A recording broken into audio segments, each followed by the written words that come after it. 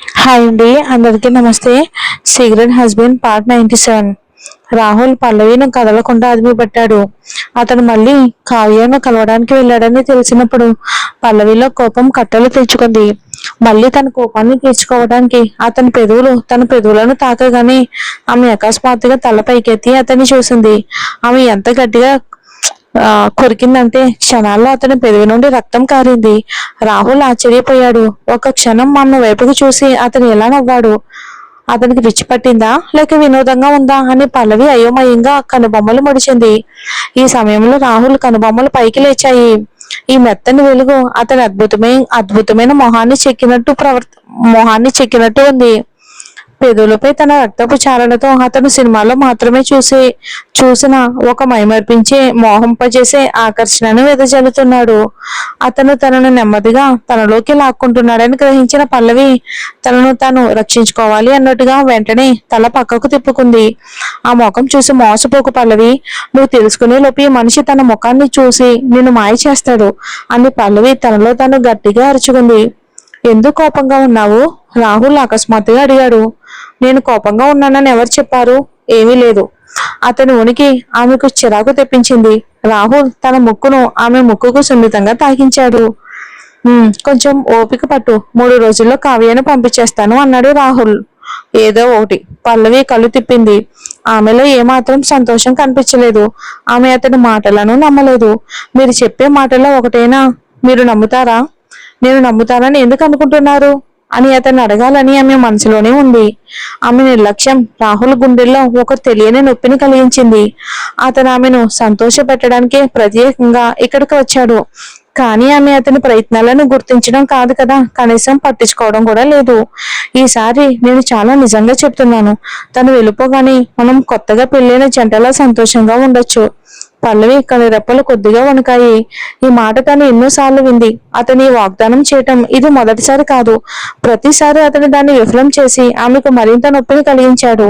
ఆమెకి మాటలు విని విని విసుకొచ్చింది. ఈ మనిషిని నమ్మలేం. ఆమె ఆలోచనలు తెలియని రాహుల్ తల వంచి ఆమె కళ్ళను సున్నితంగా ముద్దాడాడు. కానీ అతను ఇంకా ముందుకు వెళ్ళక ముందే ఆమె ముఖం తిప్పుకుంది. అతను ఆమెను ఏమీ చేయలేదు. తనని దగ్గరికి తీసుకున్నాడు. మాటల కంటే చేతలే గొప్పవి. ఇప్పుడు తను చేయాల్సిందల్లా చెప్పింది చేసి చూపించి తను నిజంగా ఉన్నానని నిరూపించుకోవటమే అని అతను అనుకున్నాడు. లేదు, మీరు వేరే చోటు ఉండండి అని పల్లవి నిరాకరించింది. మరోవైపు పల్లవి మనసులో ఎన్నో ఆలోచనలు మెదులుతూ ఉండడంతో నిద్ర పట్టలేదు. ఇక 10 ఏళ్ళు చాలా పెద్ద సమయం, కానీ అది రెప్పపాటులో గడిచిపోయింది. 10 ఏళ్ల క్రితం తను ఏమాత్రం ఆలోచించకుండా ఈ మనిషితో ఇక ప్రేమలో పడింది. ఆ సమయంలో ఈ ప్రేమ శాశ్వతంగా నిలుస్తుందని నమ్మింది. కొన్ని నెలల్లోనే రాహుల్ని తన చేతిలో కీలు బొమ్మలాడించే కావ్య చేతిలో తన బెదిరింపులకు అవమానాలకు గురవుతానని ఆమెకు అప్పుడు తెలియదు. 2వ స్థానంలో ఉండటం ఆమెకు అసహ్యమైన పని. రాహుల్ని ప్రేమించడం మానేయడానికి ఆమె ఎంతో ప్రయత్నించాల్సి వచ్చింది. పల్లవి కళ్ళల్లో ఒక చేదు బాధ వచ్చింది. తన ఓటముల నుండే నేర్చుకోవాలని ఆమెకు తెలుసు. ఇక చినుకులు పడుతున్నాయి. కోటు మీద టోపీ పెట్టుకున్నాడు. ఆర్తి ఆ ప్లేస్ లో తడిచి ముద్దై చిందరవందరగా ఉంది. ఆమె ఉద్యోగ వేట మరోసారి విఫలమైంది. ఆ అపవాదులు తెచ్చే ఫోటోలు అన్ని చోట్ల వ్యాపించాయి. కావ్య ఇచ్చిన డబ్బు కేవలం 2 వారాలకే సరిపోయింది. ఇప్పుడు ఆమె డబ్బులు లేకుండా నిస్సహాయంగా ఉంది. రావుగారి ఇల్లు కానీ ఇక జగపతి ఇల్లు గాని ఆమెను లోపలికి రానివ్వలేదు. ఇప్పుడు వాళ్ళకి ఆమె ఒక పీడలా మారిపోయింది. ఈ మధ్య కాలంలో ఆమె జీవితం నరకంలా ఉంది. ఆర్తి తన కోపాన్ని పల్లవిపై తీర్చుకోవాలని ఆలోచించింది. కానీ ఆమెను రక్షించుకోవటానికి ఎవరూ లేకపోవడం, పల్లవి ఆచూకీ కూడా తెలియకపోవడంతో ప్రస్తుతానికి ఆ ఆలోచనను విరమించుకోవాల్సి వచ్చింది. విసుగ్గా ఆమె తన అద్దె ఫ్లాట్ తలుపును తోసింది. లోపల కనిపించిన దృశ్యం ఆమెను ఉలిక్కి పడేలా చేసింది. వసుంధర తన ఖర్చుల కోసం ఇలా తిరగడం మొదలుపెట్టింది. ఆ మురికి వాడలో ఎక్కువ డబ్బులిచ్చే లేదా హుందాగా ఉండే మగాళ్ళు లేరు. కేవలం తమను తాము పోషించుకోలేని సంస్కారం లేని నీచులు మాత్రమే ఉన్నారు. నీచుల నుండి అయినా సరే అందరి దృష్టిని ఆకర్షించడం వసుంధరకి ఆనందాన్నిచ్చింది. దానికోసమే బ్రతికింది. తనకి వయసు అయిపోతుందని గ్రహించినప్పటి నుండి ఇక ముసలిదై ముడతలు పడకముందే సరదాగా ఉండాలని డిసైడ్ అయింది. ఆర్తి వాళ్ళని అసహ్యంగా చూస్తూ పెదవి విరిచింది. మరుక్షణమే తలుపు కూడా వేయకుండా బయటకు పరిగెత్తింది. వసుంధర అతన్ని గట్టిగా కొట్టి, కనీసం ధైర్యం కూడా చేయొద్దు, నా కూతురు ఒక ముఖ్యమైన వ్యక్తి కోసం ఉంచబడింది అని హెచ్చరించింది. ఆర్తి కూడా అదే అభిప్రాయంతో ఉంది. ఆమె దృష్టిలో పల్లవి ఎంత నీచంగా ప్రవర్తించకపోయి ఉంటే తను ఇప్పటికీ ఒక ధనవంతుని పెళ్లి చేసుకుని ఉండేది. చి, పల్లవి వల్లే అన్ని కష్టాలకి కారణం. తన పరిస్థితి చక్కబడ్డాక తను చేయబోయే మొదటి పని తనను ఈ గందరగోళంలోకి నెట్టిన పల్లవిపై ప్రతీకారం తీర్చుకోవడమేనని ఆర్తి శపథం చేసింది. ఆర్తి అభిప్రాయంలో దిగువ తరగతి వాళ్ళు గౌరవానికి అర్హులు కారు. ఇక ఆమెను తాకడం అంటే మాటలా? వాళ్ళు ఆమె కాళ్ళ కింద ఉండాల్సిన వాళ్ళు. అలాంటి వాళ్ళు ధనికుల టేబుల్ మీద నుండి పడే మొక్కల కోసం ఏదైనా చేసేవారు. తను పరువు పోగొట్టుకున్నా ఆమె ఇప్పటికీ వాళ్ళకంటే గొప్పదని భావించింది. వాళ్ళు తను చెప్పినట్టే చేయకపోవడం చూసి ఆర్తి ఇంకా గట్టిగా అరవడం కొనసాగించింది. మీ ప్రాణాల మీద ఆశ ఉంటే మోకాళ్ళ మీద కూర్చుని నాకు క్షమాపణ చెప్పండి. మీకు తెలియదేమో, నేను మిమ్మల్ని చీమలా నడిపేయగలను. గతంలో ఎంతో మందిపై ఈ అహంకారాన్ని ఉపయోగించిన ఆర్తికి అది ఇప్పుడు కూడా పనిచేస్తుందని నమ్మటానికి కారణం ఉంది. సాధారణ ప్రజలు ఆమె గొంతు పెంచగానే భయంతో వణికిపోయేవారు. కానీ ఇద్దరు మగాళ్ళు వేరు.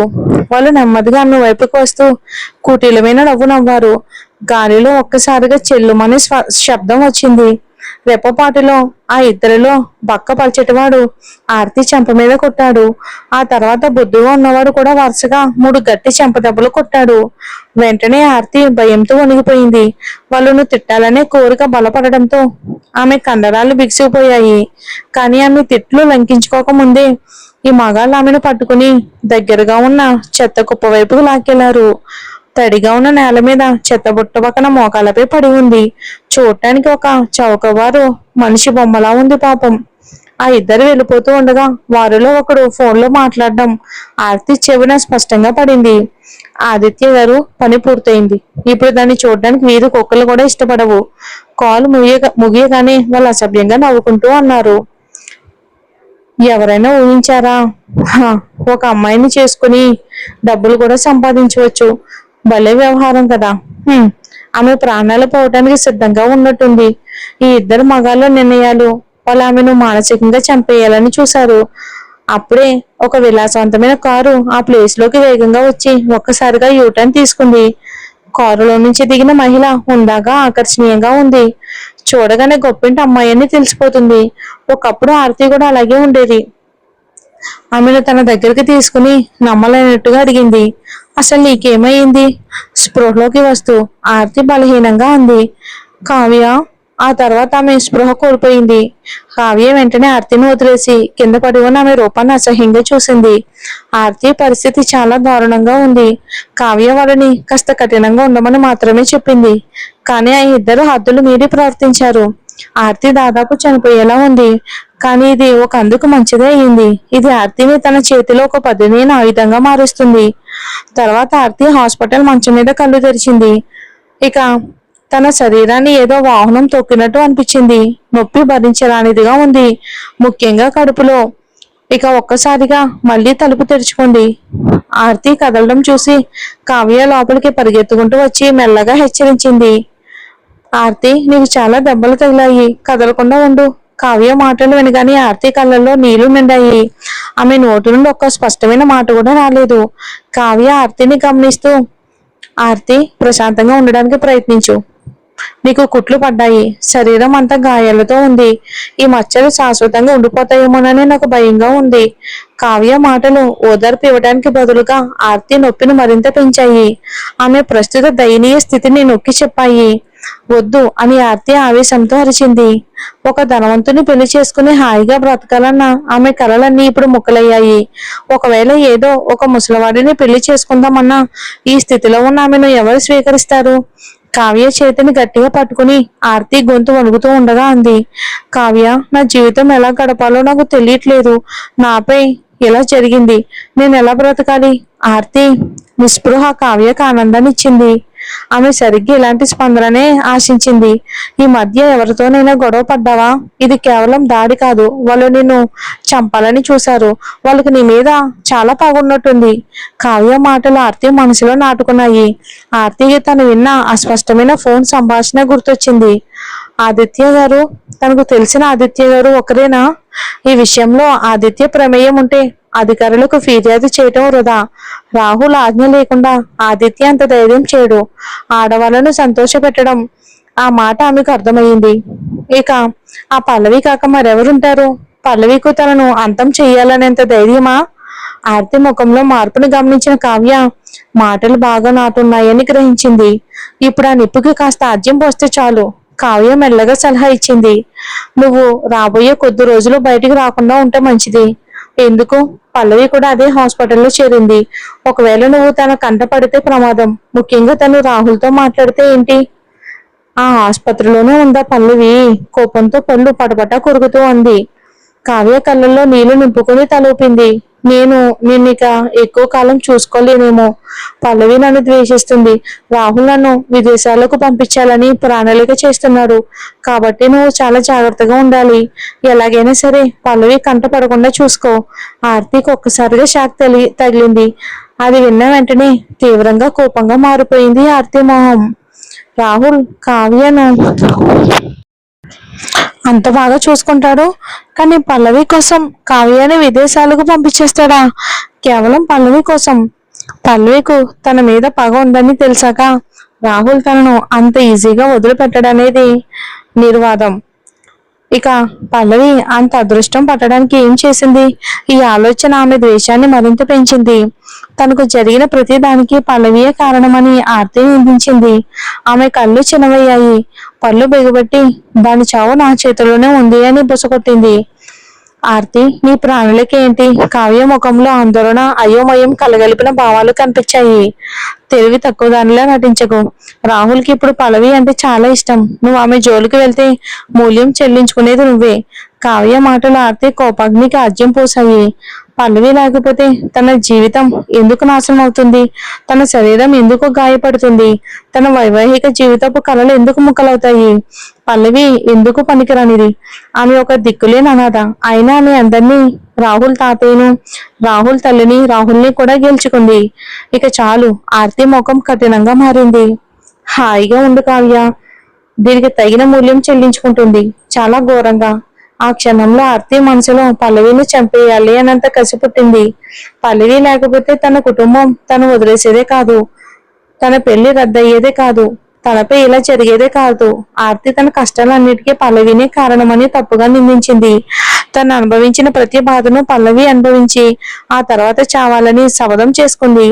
ఆర్తి దృఢ నిశ్చయాన్ని గమనించిన కావ్య కళ్ళల్లో దాదాపు కనిపించిన ఒక చిరునవ్వు మెరిసింది. కావ్య తన ఆనందాన్ని దాచుకోవడానికి చూపులు దించి హెచ్చరించింది. ఆర్తి, వదిలే. పల్లవి చుట్టూ రక్షకులు ఉన్నారు. నువ్వు ఆమె దగ్గరికి కూడా వెళ్ళలేవు. వద్దని సలహా ఇస్తున్నట్టు నటిస్తూనే కావ్య జిత్తులు మారిగా అంది. నేను ఎల్లుండి విదేశాలకు వెళ్తున్నాను. రాహుల్ నన్ను విమానాశ్రయానికి పంపించడానికి వస్తాడు. ఆర్తి కళ్ళల్లో కసి మెరిసింది. కావ్య మాటలు తన ఆలోచనలతో ఏకీభవించాయి. అది ఒక సరైన అవకాశం. మరో మాట మాట్లాడకుండా కావ్య లేచి తన బ్యాగ్ లో నుంచి నోట కట్లని తీసి ఆర్తి దిండు పక్కన పెట్టింది. ఇది తీసుకో, పెద్ద మొత్తం ఏమీ కాదులే, నీకు నచ్చినట్టు వాడుకో. కావ్య తన భావాన్ని ప్రదర్శిస్తూ ఆర్తికి 10 లక్షల రూపాయలు ఇచ్చింది. చివరికి తన పన్నాగాలను అమలు చేయడానికి ఆర్తికి డబ్బు అవసరం కదా. కావ్య తలుపు మూసి వెళ్ళిపోతూ ఆర్తి వైపుకు చివరిసారిగా చూసి మళ్ళీ నన్ను నిరాశపరచుకొని తనలో తానే గొనుక్కుంది. ఆర్తి తనను ప్రాణాళిక వైపుకు నెట్టకుండా ఉంటే మంచిది. రాహుల్ని పెళ్లి చేసుకునేటప్పుడు తన చేతులు శుభ్రంగా ఉండాలని కావ్య ఖచ్చితంగా భావించింది. మరి చూద్దాం ఏం జరుగుతుందో.